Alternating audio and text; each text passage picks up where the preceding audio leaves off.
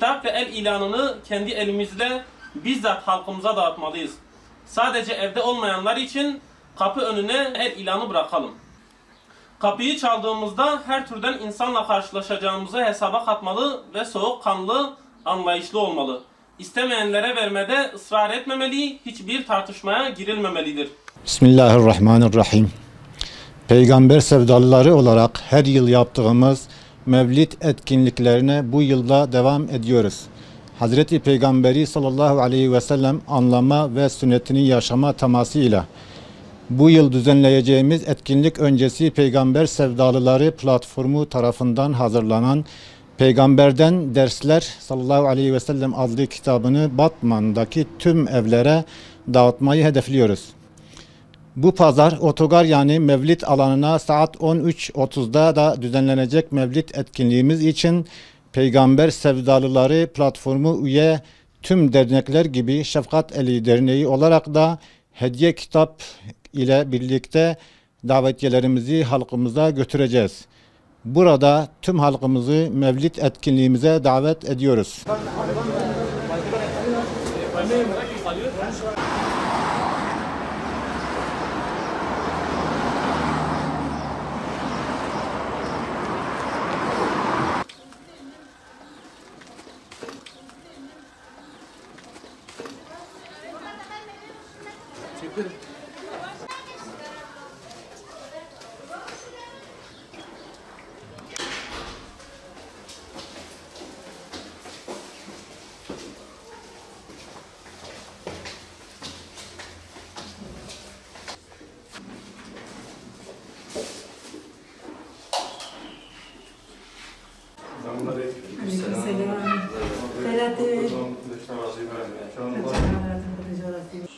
Abi tuttuğum kitabını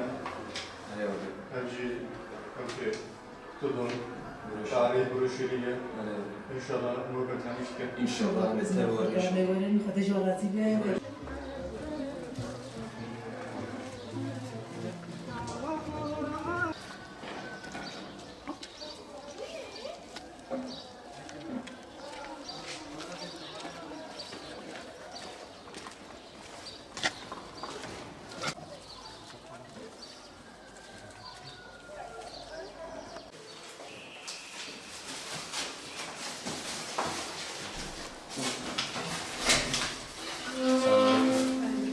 bu pazar oturma etkinliği var. Sizlere davet etsiniz inşallah.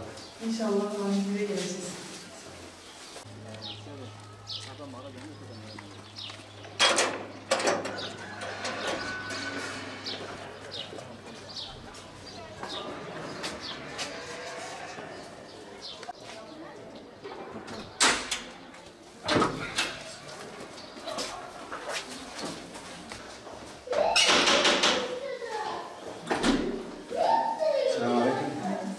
Pazar bir doğum etkinliği vardı. Sizlere davet etsiniz inşallah. İnşallah geliriz. Aleyküm. Aleyküm selam. Bu pazar doğum etkinliği var. Bunlar sizin davetinizdir. Bekliyoruz inşallah. inşallah abi.